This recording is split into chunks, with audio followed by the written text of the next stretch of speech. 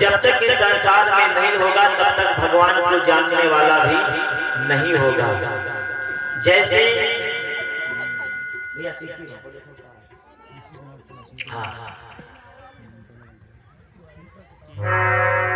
जैसे पिता हो और पुत्र ना हो तो फिर पिता की कोई अहमियत नहीं है, क्योंकि उसको पिता करने वाला कोई नहीं है। इसलिए पुत्र का भी महत्व है। भगवान का अगर महत्व है तो भक्त का भी महत्व है संसार में। और ध्यान रखना, जब भक्त और भगवान दोनों की जब पावन चर्चा होती है तब तो और आनंद आता है। अभी आप लोगों ने भगवान श्री राम की पावन चर्चा सुनी, पर आइए मैं थोड़ी देर के लिए भक्त और भगवान दोनों की चर्चा सुन कराऊंगा। प्यारे भाई बहनों, क्योंकि लिखा भी गया है कि जब भक्त नहीं होंगे भगवान कहाँ होगा।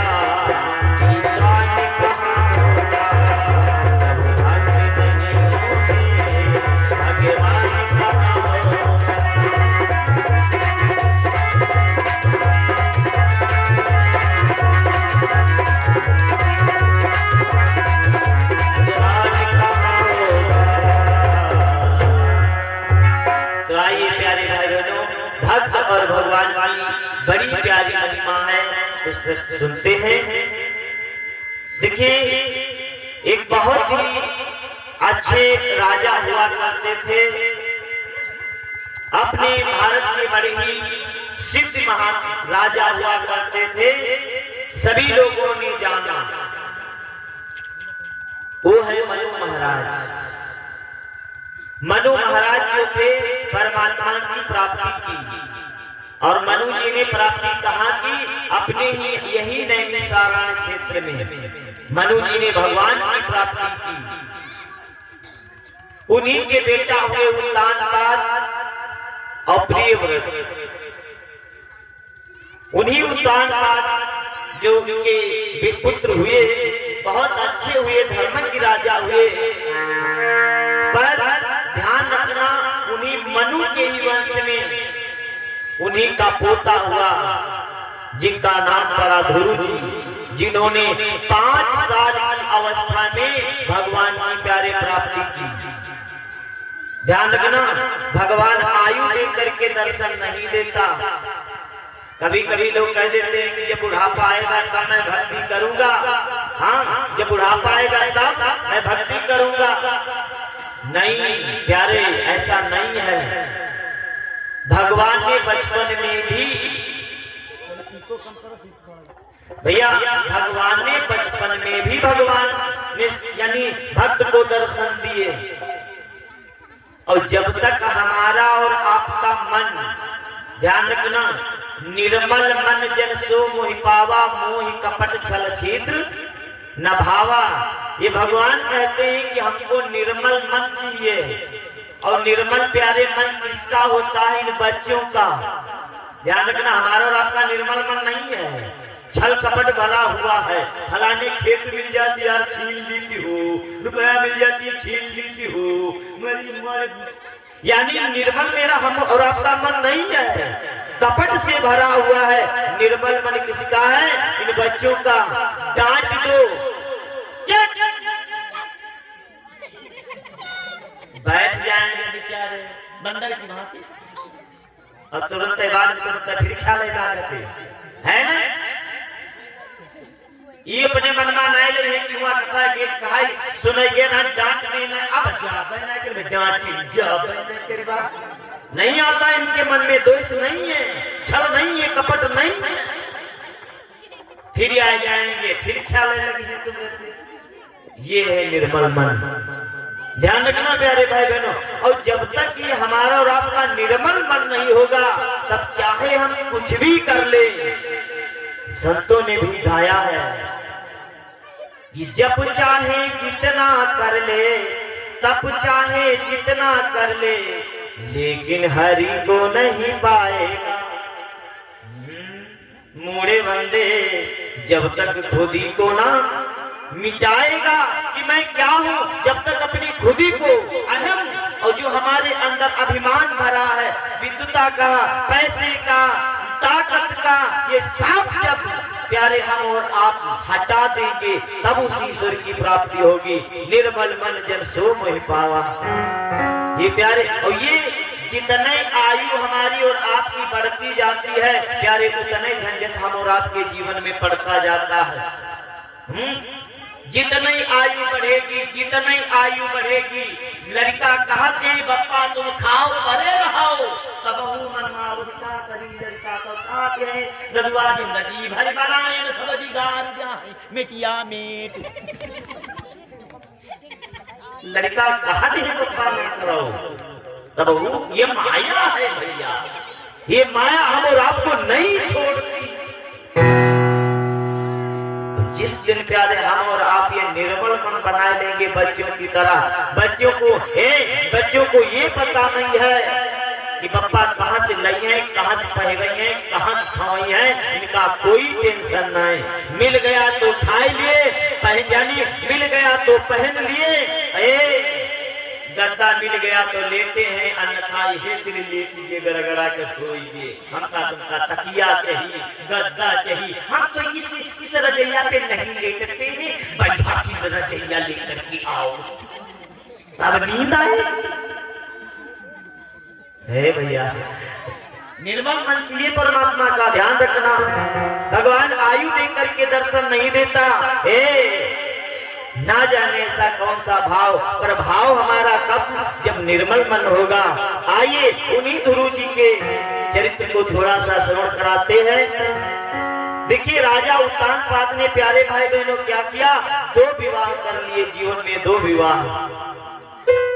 राजा उत्तानपाद ने जब 2 विवाह किए, बड़ी वाली रानी जो थी वो सुनीति, और जो छोटी वाली रानी थी वो थी सूरज। राजा उत्तानपाद ने विवाह तो कर लिए, दोनों रानियों के साथ में समय व्यतीत करने लगे।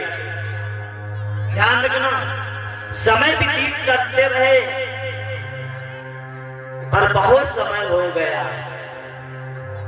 जब विवाह किया था तो इन दोनों रानियों के कोई संतान नहीं थी, कोई संतान नहीं। पर ज्यादा राजा उत्तानपाद समय व्यतीत करते थे रानी सूरज के साथ। जो छोटी वाली रानी है ना, वो नई छोटी रानी, उसके साथ में समय ज्यादा व्यतीत करते थे। प्यारे भाई बहनों, पर देखिए विधि का विधान, जिसके साथ में ज्यादा समय व्यतीत किया, फिर भी उनके द्वारा कोई संतान नहीं। पर महारानी सुनीति जो थी वो बहुत अच्छी रानी थी, उनके द्वारा एक बेटे की उत्पत्ति हुई। संतों ने नामकरण कराए दिया ध्रुव जी। पर ध्यान रखना प्यारे भाई बहनों, माता सुनीति जो थी वो सत्संग किया करती थी, भगवान की पूजा पाठ किया करती थी। ध्यान रखना बहनों, प्यारे भाई बहनों, भगवान से अपने को जोड़ना जरूरी है। ज्यादा ना तो सुबह और शाम प्यारे धन्यवाद देना उस ईश्वर को जरूरी है। 10 रुपया आप हमका देते हो तो कहे भैया धन्यवाद, 10 रुपया देते शुक्रिया लगाए जो बैठ शुक्रिया लगवाते, ए भैया शुक्रिया लगवाते, 10 रुपया देते हैं तो उसका धन्यवाद देते हैं। क्या इतना बड़ा भगवान ने शरीर दिया हम और आपको, कभी धन्यवाद दिया? नहीं दिया होगा, क्योंकि इतना बढ़िया शरीर उसने दिया है। जिंदगी एक किराए का घर है, एक न एक दिन बदलना पड़ेगा। ये जिंदगी किराए का घर है, इसका भी किराया देना होगा। और किराया क्या है यही तो जानना है कि इसका भी किराया देना होगा। प्यारे, सत्संग करना जरूरी है, इसलिए सत्संग से लाभ मिलता है, पर सत्संग से प्यारे भाई बहनों कोई मतलब नहीं है, बड़ा कष्ट होता है कभी कभी। तो आइए क्या हुआ, माता सुनीति जो थी जाती थी अपने बच्चे को लेकर के गोद में, बाबाओं के पास में बैठती थी, कथा सुनती थी। एक समय की बात, बाबा कथा सुना रहे थे, माता सुनीति बैठी हुई कथा सुन रही थी। सुनते सुनते आखिर माता सुनीति की आंखों में आंसू आ गए। और जैसे प्यारे माता सुनीति की आंखों में आंसू आए, बैठी रो रही थी, तो बाबा ने कहा, ए बिटिया तुम रोज आती थी, प्यार से कथा सुनती थी, पर आज तुम रो रही हो, क्या हो गया? माता सुनीति बोली, बाबा रो क्या रही हूं, एक बात हमें याद आई गई। कहा कौन सी? तो कहा बात ये याद आई गई बाबा, हमारे उधर तो संतान है, भगवान ने हमारी गोदी भर दी, पर हमारी वो जो सवत है ना, छोटी बहन मेरी सवत, 4-5 साल हो गए महाराज, उसके इधर कोई बच्चा नहीं हुआ। तो हम यही सोच रही थी कि भगवान ने हमारी गोदी भर दी और मेरी बहन की नाई भरी। बाबा कहने लगे, वाह बिटिया, दुनिया अपने चक्कर में है, दुनिया अपना ही बनाती है, दूसरे का बिगाड़ती है दुनिया, है अपना बनाती है। और तुम, अरे तुम उसके लिए सोच रही हो बेटा जिसने तुम्हारे सुख को छीन लिया, तुम्हारे सुख को छीन लिया।